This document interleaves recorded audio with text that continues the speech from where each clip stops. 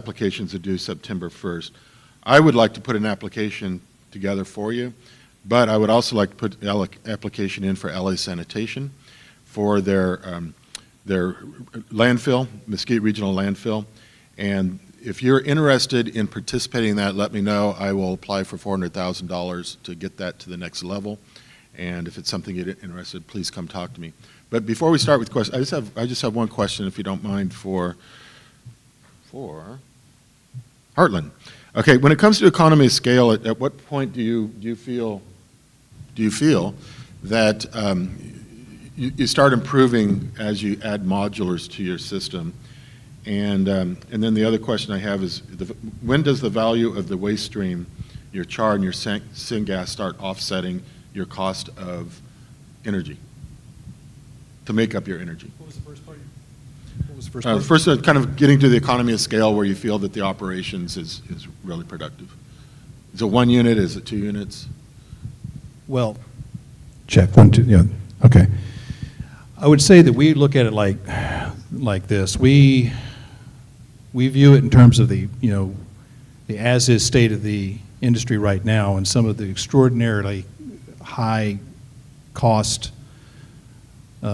impacts that they're experiencing right now, particularly in the Northeast, and the uncertainty that we see in the marketplace, and is causing a tremendous amount of anxiety around wastewater treatment plants dealing with potentially hazardous materials as under the CERCLA RCRA legislation and Superfund designations. So our comparison from a cost perspective is really related to how do we compare against the alternative that they would have and the escalating costs that are skyrocketing. So listen, we are working with utilities right now that are contemplating higher than $300 per ton disposal rate. We are significantly much more cost effective and lower than that. And that's really the comparison to be made for Heliostorm and the dryer. We can install a project, deploy a project, at half that, easily.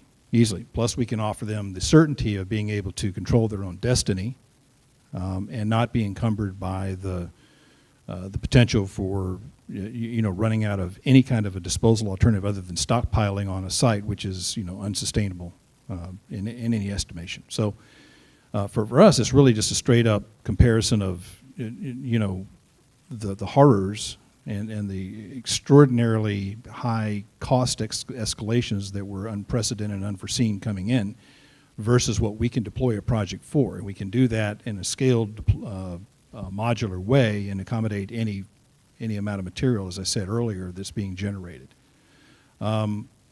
I don't think we undertake a lot of analysis around, splitting out the syngas and the char. The char for us is a throwaway item. We don't ascribe any value to the char whatsoever.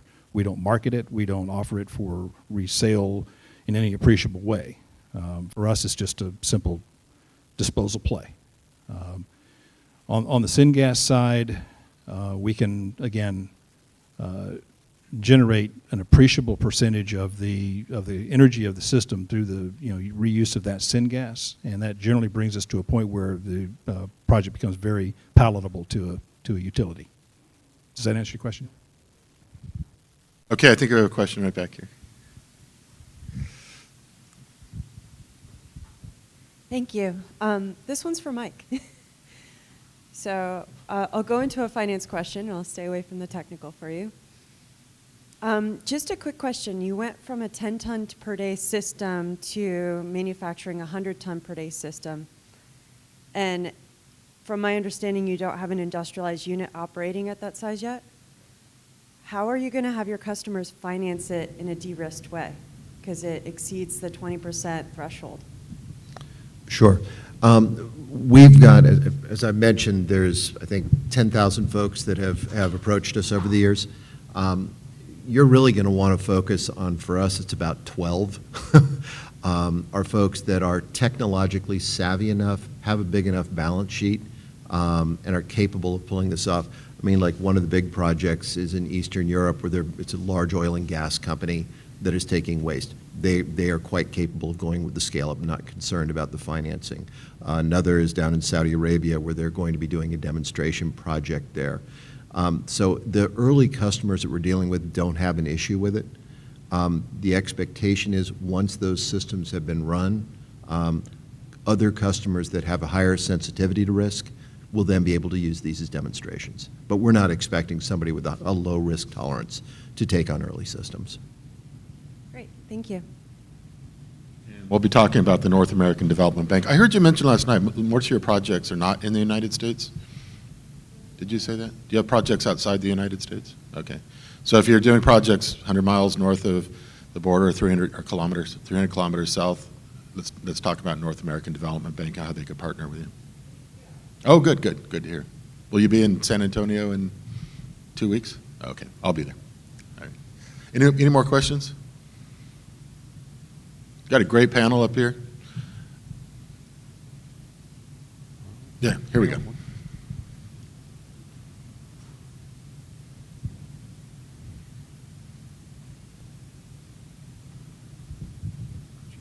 So I'm just really curious about how you do measure the temperature that high, 10,000 degrees.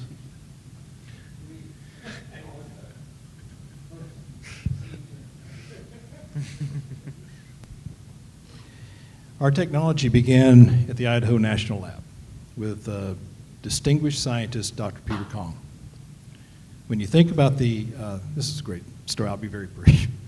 When you think about the Idaho National Lab, it conjures up this image of a clean room and lots of very highly educated PhD folks in white lab coats. Peter Kong literally did this in a paint shed with no heat. And he's an amazing guy. He really is. He just retired. He's truly got to be the brightest guy I've ever had the privilege to be in the presence of. Part of it is conventional measurement techniques, but he can also do it theoretically. But truly, when you get to, we have videos of the system operating. It overwhelms the optic sensors of anything whenever you try to photograph this. When you're thinking about the temperature of 10,000 degrees Celsius, some of it, quite honestly, is a little bit theoretical. So according to Peter, we could be higher than that. It depends on the carrier gas that we're using, a number of other conditions and things like that. We're pretty confident, however, that there's substantial body of evidence to suggest that when you think about the physical dynamics that are in play there, that we're on solid ground around 10,000 degrees Celsius, but it's an awfully round number. I'm sorry? We can use argon, but honestly, the carrier gas that we use is more nitrogen. And we'll have a little bit of trace nitrogen in the syngas as a result of that. Okay. One more question back here. All right, these are it's Abraham? Yeah. Right, Abraham? I have two kind of technical questions for you. Okay. One, which is probably really simple, but I kind of missed, which was, in the polystyrene samples that you're working with, how are you dealing with the excess oxygen? So our catalyst is kind of the one that is taking care of that. There is some presence of oxygen, right? I mean, we can remove everything, but it is mostly based on the catalyst that we're using with the molybdenum or nickel molybdenum catalyst that is able to control some of the deoxygenation on the gas side. So is that creating more expendables for dealing with that pyrolysis system versus the others? Expendables as in more waste? Or? More gases and more things going into the system to deal with the excess oxygen. To an extent, yes. You'd be producing additional chemicals on the downstream side. Yeah. So yeah. Well, I want to commend you on dealing with that because that's a big problem, styrofoams. So that's really great that you're working on that. The other question I had for you is you were trying different ways of inputting the systems, the plastics, into the reactor. One of the things you didn't mention as being a problem or not was moisture content. I mean, at the temperatures that we operate, one of the methods that we have gone with is molten plastics. So we do try to pull vacuum on the on the melting part of it. So any water really does boil off at those temperatures. I mean, I think we're like around 350 C. So there's really no room for water. And then we just pump it over. It's being extruded, granted, initially at first, but then during the heat up into the reactor, that's when you really don't have much content of water. I was asking because I've seen extruder lines explode from too much steam being built up in the lines. So I'll admit it, yes, we have blown 1 or 2 pipes. So yes, it is part of the technological aspects of it. Okay, any more questions? We have about 5 more minutes. Would any of the panelists like to make any final comments? Wait a minute, we got one here. Yeah. You said you're using nitrogen as your plasma gas typically? Let me grab this because we do have people online. Yes, in the diagram that I showed you, of the balance of plant items, we frequently talk about the dryer and the heliostorm. There's a whole balance of plant universe attached to that. One of those items is an oxygen generator, a nitrogen generator, and other items like that. Hang on. So do you have to deal with NOx generation at all in your downstream processes? No, that is not a concern, because when we're operating at those, essentially the way to think about heliostorm is when something comes in, every molecular bond is severed to its ionic constituent, and everything that results in the char is the ionic remnants of the feedstock that came through. So we've done extensive testing, and I think we have the data to demonstrate that that's not an issue for us. Yep. Okay. And we have one last question over here. Hi. Thank you. Michael Long Thermochemical. Really just quick comments to add a little depth to some of these answers. First off, Heartland, I do believe you stand a good chance of advanced carbons with your carbon waste. I know you're not concerned about that yet, but those temperatures, you stand a really good chance. I can connect you with some people who are trying to commercialize if you are producing enough. And second to SWRI, to answer the, are we having an oxygen issue?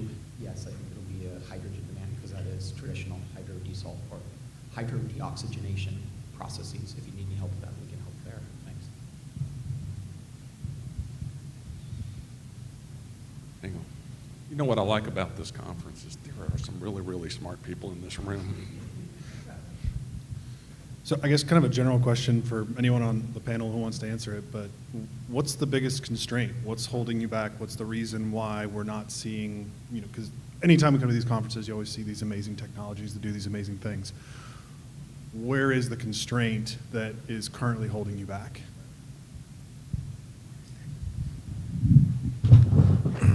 I can certainly answer for Sierra Energy. We have this great technology. We have these investors. Bill Gates is one of our investors, with his breakthrough energy ventures. We've got BNP Paribas. We've got all these people. But there's a difference between that kind of investment and the investment for actually building a commercial project. They like, the lab experiment kind of thing. But when you go to the commercial project, you've got a risk issue. And that is that, scale-up risk and everything else. And so you really have to find folks that have got a tolerance for either you're going to do a really small project, which really doesn't solve anything for any real big projects, or you're going to have find folks that have got risk tolerance. Now, with some of these folks, we're in year 4 of doing different paid studies for them at bigger and bigger documents. These people just take forever. It's a bit frustrating, but it's risk tolerance. Let me add to that. This is the 16th year of this conference, and it's the same thought process year in and year out is people want to go kick the tires, right? They want to see something that's commercially viable before they start investing large amounts of money. Yeah, I'll second what Mike said. We work with a lot of project developers, we work with a lot of lenders, and it's the same conversation every time. It all comes back to risk. And there have been some opportunities to get some of these commercial technologies, first of a kind technologies built. And unfortunately, the track record isn't great. And I think a lot of the reason for that is some of the technologies do take too big of a step. I know, like, for example, Sierra, we talked about, they have the 400 ligate. They've tested and tested and tested for years and years and years. Some of these other technologies try to make a leap. They say, oh, we operated commercially at a small scale in this feedstock, so I'm going to build a 10-time bigger unit on a different feedstock. And unfortunately, some of those projects got financed, and they didn't turn out very well. And so I think there's a lot of hesitancy for this specific industry when it comes to finance. And so I think it's very important we get, and if they're small projects, that's still a step forward. I think we need to get, well thought out, well developed technologies that speak the language of the financiers. And I think, I think we're making inroads there. I think we're going to see some projects get built in the near future. If I might add, Yeah, go ahead. the smoking crater in Reno is really the one that's driving most of the people's concerns. I mean, Fulcrum burning through $1 billion and going down in a smoking wreckage, that was a disaster. And you go out, I was invited out to the facility by the lenders to go out and do a tour if we could convert, because the problem was their gasifier. Fundamentally, everything else was great. They had a gasifier, couldn't slag. Bottom line, if you can't slag, this isn't going to work, period. It's just not going to happen. And the problem is that they did everything because they were driven. By the way, these are really good people that put this together. But the problem was they were constrained by the kind of funding they got. Government funding always comes with these bizarre contortions in timing. So they ended up building a project that they were trapped on this tiny little shelf of land. I don't know if you've ever been out there, but they've got this massive project on a tiny little shelf. There's not even lay-down space for putting in another gasifier or changing things. They were stuck. And it wasn't because they were stupid. It's because of the requirements of the funding they were given and the timing requirements and the partner they were working with that was providing the waste. And so you end up with these contortions now that you've lost this massive $1 billion investment out there for scrap. It's perfectly good conditioned equipment. A lot of investors can look and say, wow, gasification doesn't work. It's like, that kind of gasification doesn't work, but it doesn't matter. It's like saying that, airships don't work because of, one Hindenburg. So it's very frustrating. Yeah, I think at the very beginning I mentioned this, there's a lot of things that are happening very quickly, and I'll just put it in perspective. We talked about energy a little bit. You got Imperial County has the lowest cost electricity in California, and you have San Diego that has the highest cost electricity in the nation. So you look at areas in which all of a sudden the energy cost becomes a major factor. Where do you think San Diego is building all their energy projects? In Imperial County. And they're sending all the energy to San Diego, to Los Angeles, to other places. The outside factors such as permitting, regulations are coming into place. So people have to start thinking about where are we going to be in the next couple of years when we have a waste stream that's costing us money and not producing any benefit to us, where they could take that waste stream and actually start producing the two things they need, which is power and heat. And so that's what we're working with a lot of companies, is how all of a sudden it starts making sense. And so we're getting close. It comes back to two things. That's time and money. The time is going to be how long it takes to get the money, and also how long it's going to take to permit and site the project. If it's going to take it 10 years, we're too late. And so if we can shorten that time and we have financiers lined up, federal funding comes into place. NEPA was a problem. Now there's been programs to reduce the time for NEPA. California, the CEQA Act, exemptions, as I mentioned. And so a lot of things are coming into place now. Now we can finally make them happen. Okay, any further questions? If not, it's time for a break. Cool. Okay, thank you, panel. You did a great job. Thank you very much.